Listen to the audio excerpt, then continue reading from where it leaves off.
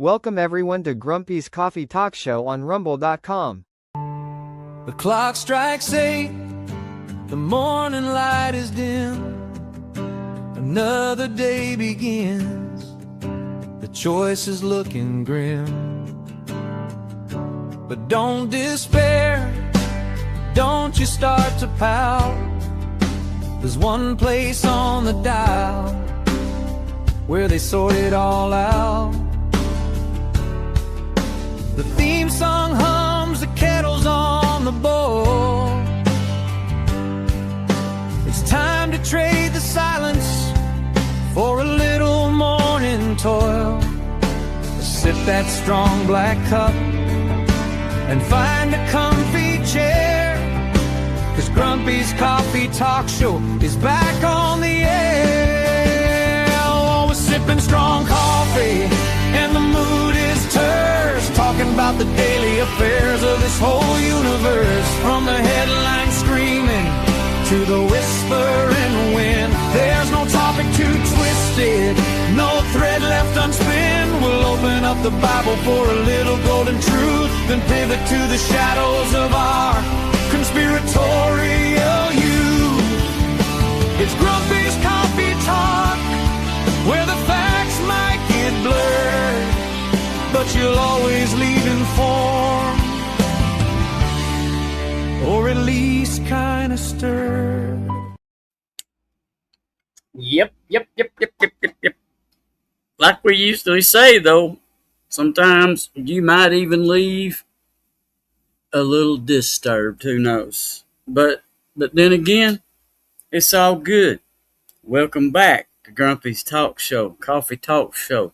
I can't forget the coffee part, because that's by Honeybee Cigars, that part is. And also good Sunday afternoon to my ride or die boys over at the Cigar Loons podcast. You know, good Sunday afternoon to y'all too. Getting in here this afternoon, I want to thank everybody for following us, subscribing, and, share us with folks. If you like what we're doing, just help us get out there. If you like what we're doing, share us, we just like to present things out there a lot of times that the news media is not going to give you. Sometimes a lot of things that your preacher ain't going to give you in church. You never know what we're liable to talk about, but we're trying to level some things out. And this being Sunday, I've started last week. This will be my second week on it. Talking about what we refer to as the missing books of the Bible, or the Apocrypha. I hadn't decided to go in any specific order, with looking at these books. Last week we looked at Jubilees, and this week I want to take a look at the Gospel of Thomas.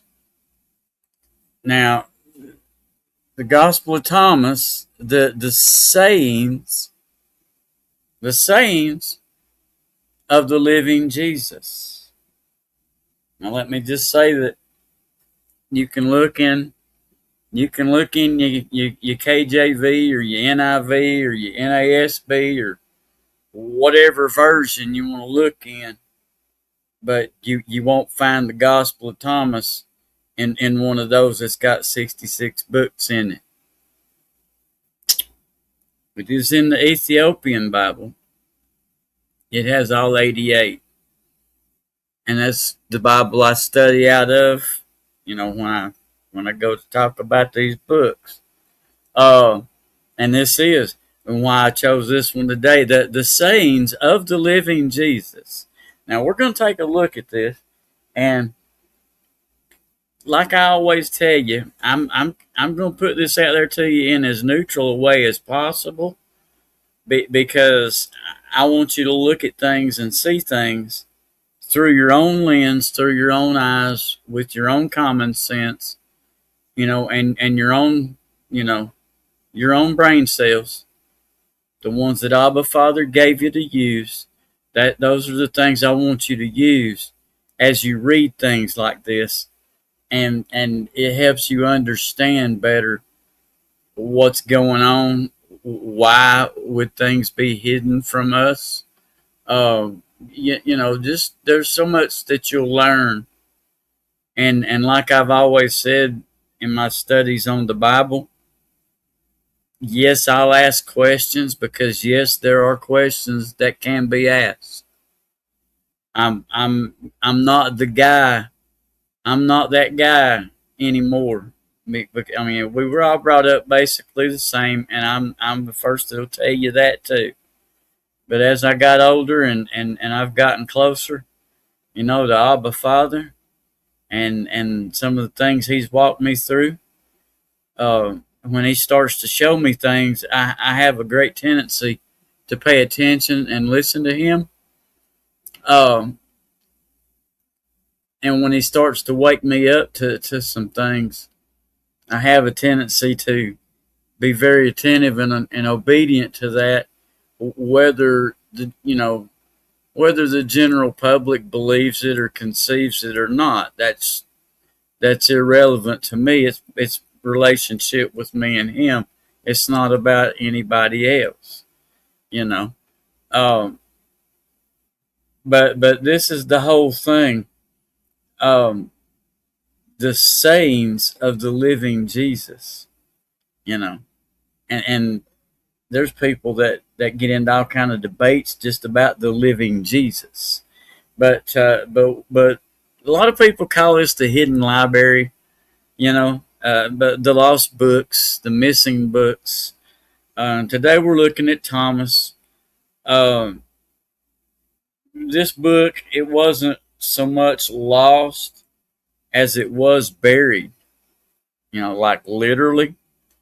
And the reason that I say that is because in 1945, near the town of Nag Hammadi in Egypt, there was a local farmer that stumbled upon a sealed earthenware jar.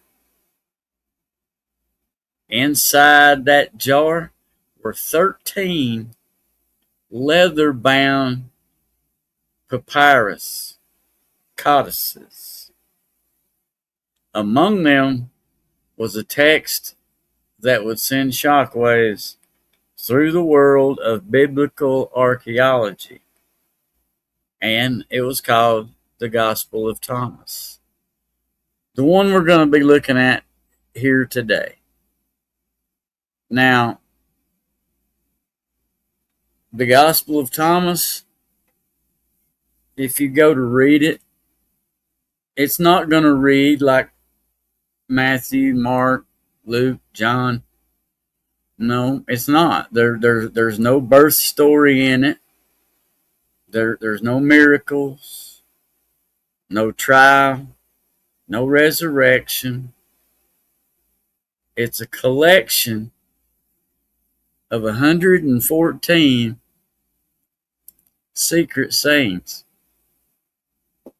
Today, we're going to look at what this book actually says, why it was left out of the New Testament, and the radical internal philosophy that it teaches. That's what we're going to do today, boys and girls. We're going to go on a little journey. That's right.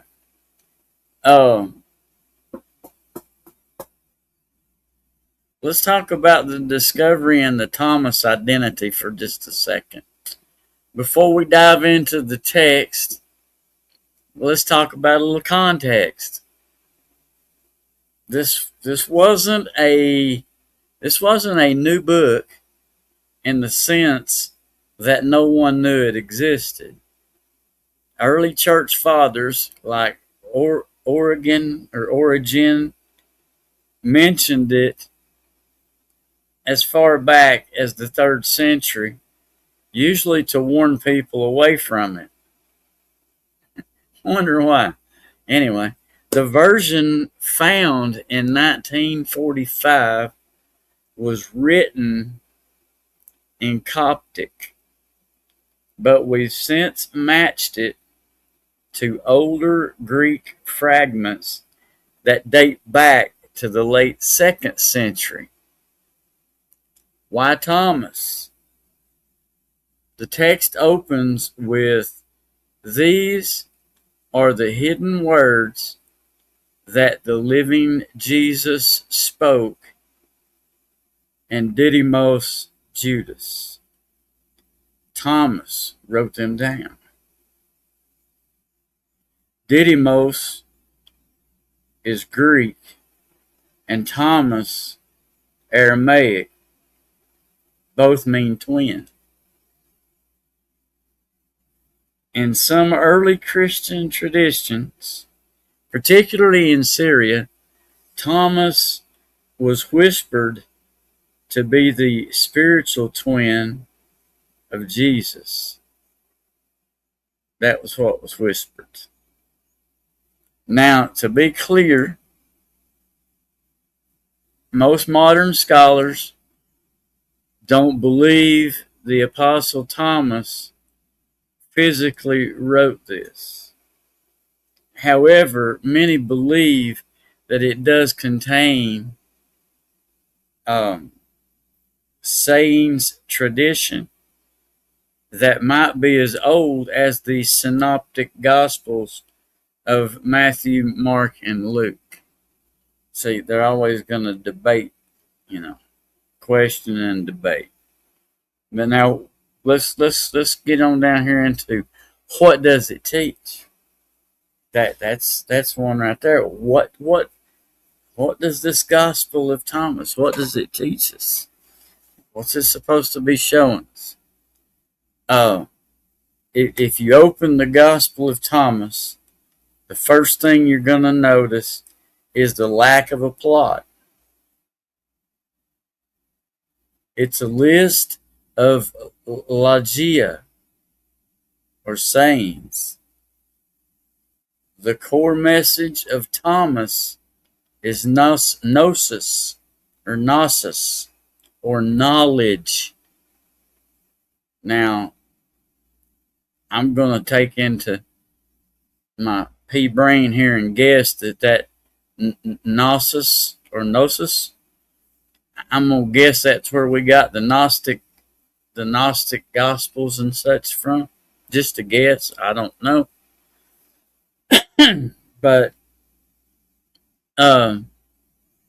not intellectual knowledge. That's not what it's like. It's a self-knowledge. It's what this is. Gnosis, the gnosis or gnosis, is a self-knowledge, not like a book learned knowledge, but a self-knowledge. Now, number one,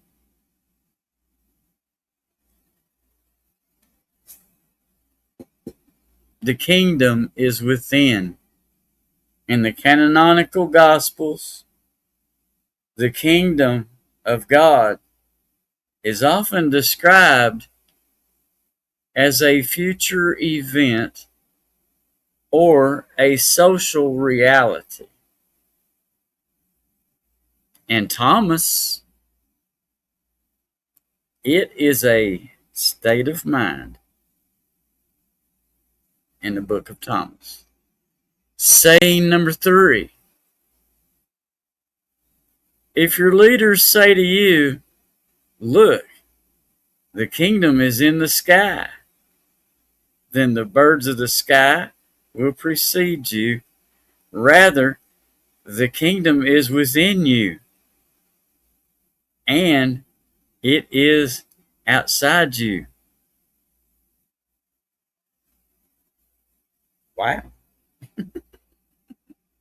How you like that one? The kingdom, it's within you.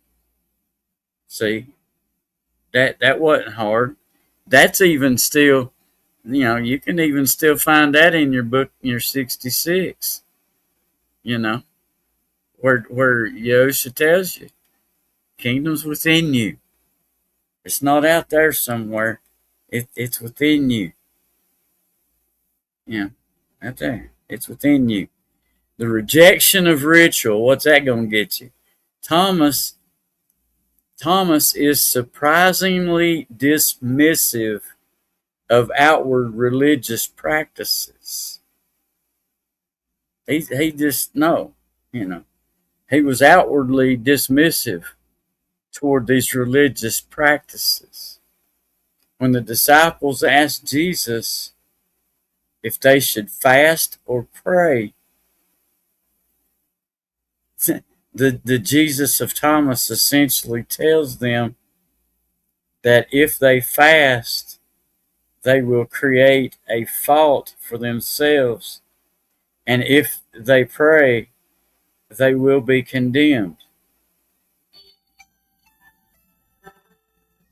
No, Loan Depot, I don't need to talk to you. I'm not borrowing money. Don't need to. I'm fine. Anyway, he told them that if they fast, they'll create a fault. If they pray, they'll be condemned. Now, this sounds harsh. It sounds harsh. But the teaching suggests that outward rituals in front of men that men can see, outward rituals are distractions from the inward search that should be going on. Going through these motions, looking good for the outward people, standing on the corner, pounding your chest, all of that stuff, you know, that's not getting anywhere. You know, you don't standing, and doing the outward things. You can look as holy as you want to, but it's not getting you anywhere. It's distracting you.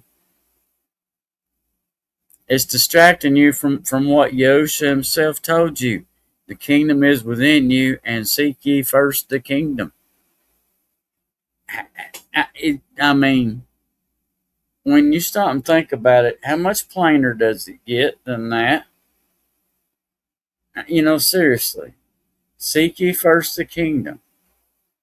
After he tells you that the kingdom is within you, that how much clearer do you have to say, look within yourself, seek the answers within your own mind, look to your own knowledge, your own common sense, look to the gifts that I gave you to solve the problem. They're all within you, that I mean, it doesn't get any clearer than that. Now, number 3, let's look at here.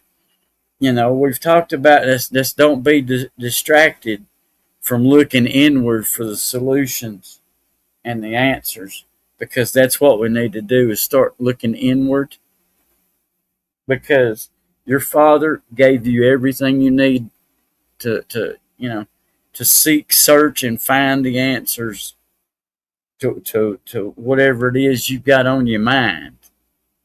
But let's look at this. The next thing I want to look at is the divine spark. Perhaps the most famous line is saying number 70 in Thomas. If you bring forth what is within you, what you have will save you. If you do not have that within you, what you do not have within you will kill you. Yeah. There you go. See, that right there for some people, when they'll sit and they'll read that another 2 or 3 times, and then they'll have that aha moment where it teaches that humans actually have a divine spark within them. Yeah, that was put there by Abba Father. It's that divine spark that we've all got, and that the goal of life is to recognize that spark, that you aren't, you aren't saved by a sacrifice. You're awakened by understanding. See, this whole thing, and Thomas is talking about it. See, this whole thing is waking up and remembering who we are. It's about leading us back to the source, which is Abba Father. And he ain't up yonder in La La Land. It's within us. He put it within us so that we would not be separate. We would be together. We need to wake this up and realize that we're connected. We're connected to source. It's inside of us. It's in us. Can't say it loud enough. But wow.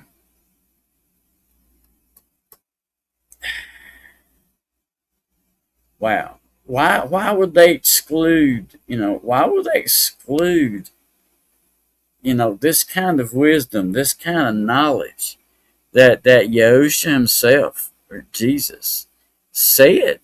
These are things. That's what Thomas is Jesus, the sayings of the living Jesus when he was here. See, that's what this book is. Now you tell me why we can have so much Jesus in the New Testament, in our 66 book Bible. We can have all that Jesus in there, but we can't have this entire book of his sayings when he was living and walking the earth. I mean, you're going to have to make that make sense as far as I'm concerned.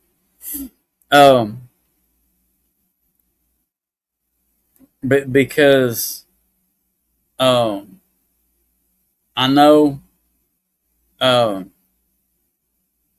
if these sayings, man, like I said, Jesus' sayings from when he was living here, walking here.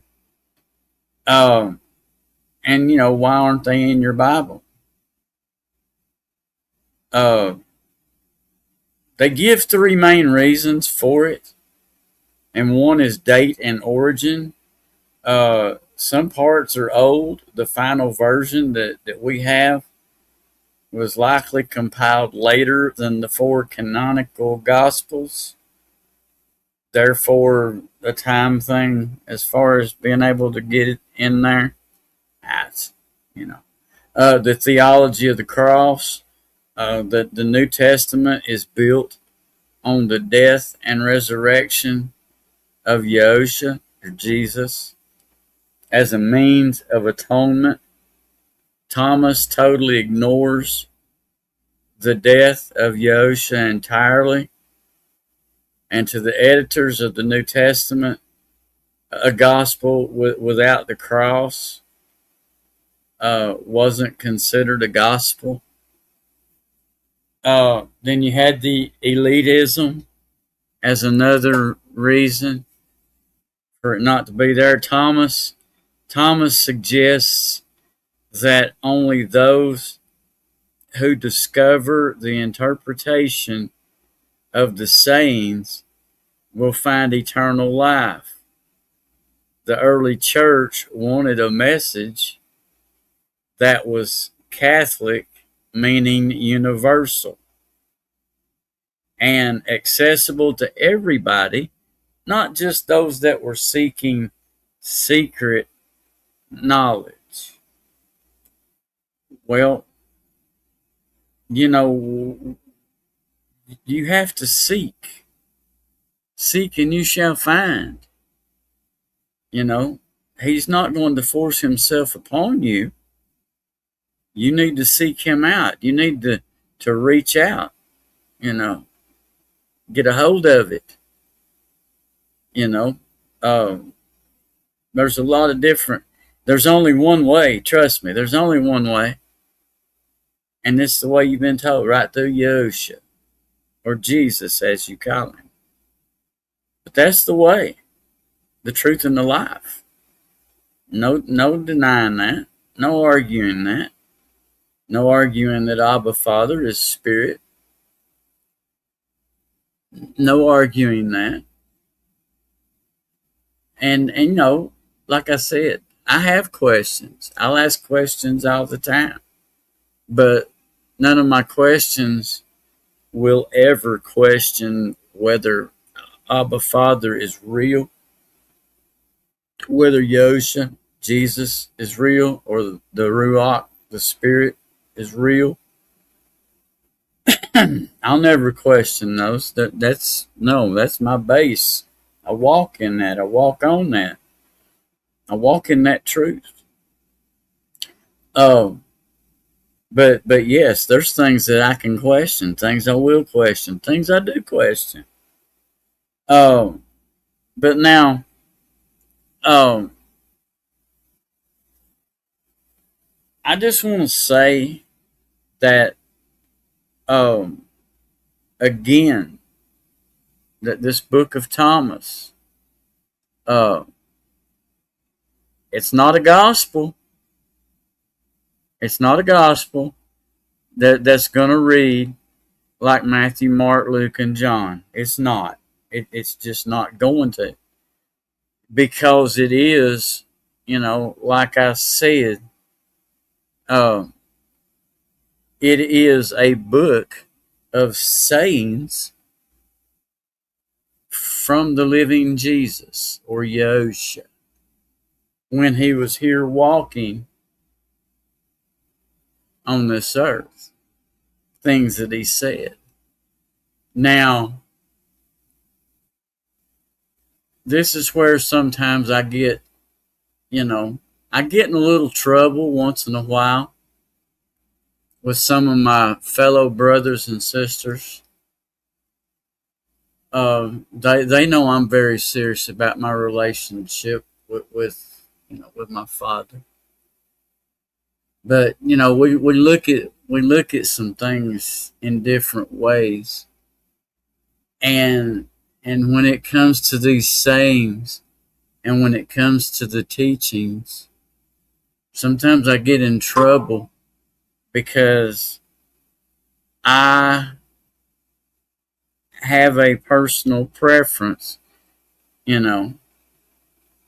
for things like this, where this is the sayings of the living Jesus while he was here.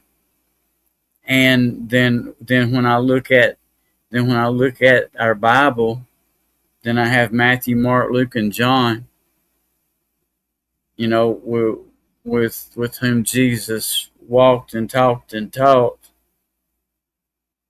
And I have a tendency to lean toward those teachings and those sayings more so than I do the letters that Paul wrote to the churches. Now, I'm not saying that there's anything wrong there. I'm not saying that I don't believe, in that and all. I'm not saying anything like that at all. I'm saying that I have a personal preference that when I'm going to read and follow teachings and I'm going to grow spiritually and closer to my Father, well, I think there's one person that has that knowledge that I need to listen to, and that's Yosha, or Jesus. And that's who I listen to. That's whose teachings I follow. That's why I brought this today about the Gospel of Thomas. It's called the Gospel of Thomas, but it does not read like Matthew, Mark, Luke, or John, because once again, the book of Thomas is the sayings of the living Jesus while he was here. And that's why I'm fond of that. That's why I'm fond of this book. And that's why I wanted to go ahead and bring it. I didn't want to keep it, held back. I want it out there because the more people start looking at the Gospel of Thomas, the more um, the more you'll start to see things. Um, and whether you believe in it as a heretical diversion or a profound spiritual manual, the value lies in the window that it opens. See, to open that mind. It shows us that early Christianity, it wasn't a monolith. It was a vibrant, often confusing explosion of different ways to understand a single powerful figure. Thomas challenges the listener to look inward. Look inward. It tells us that the living Jesus is not found in a temple or a book. No, in the quiet recognition of one's own mind and soul. That's where you're going to find Yahusha. That's where you're going to find Yahuwah, the Father, Abba Father, and the Son, and the Ruach, the Spirit. You're going to find them all right here in your mind, in this temple that was not built by the hands of man. That's where you're going to find the peace. That's where you're going to find the quiet. And that's where you're going to grow. This has been Old Grump. I've thoroughly enjoyed my time with you this Sunday afternoon. And again, share us, like us, subscribe to us. We may look at the Dead Sea Scrolls. Well, I don't know what we'll look at next. Well, next Sunday will be another one of the books. I'm not sure where they will have found it from. I don't know. But I want to thank you for being with us again. And like I said, if you like us, subscribe, follow us, share us. Let's get them numbers growing. But, yeah. There you go. Thank you for being with us on another Bible study here at Grumpy's Coffee Talk Show. And I love you. Abba Father loves you too. But if he's not driving the bus in 2026, just pull over, switch seats with him, because you may be looking at a few potholes that you really don't need to hit. Let's so Grump. I'll catch y'all for a Monday news review. I love you. Bye. Thank you for watching and make sure to follow. So if you're feeling puzzled, if the world feels like a game, tune in to Grumpy's Talk Show and never be the same. The coffee's running out now, the show is at its end, but come back tomorrow morning, my skeptical friend. Yeah, Grumpy's Coffee Talk Show, that's the word.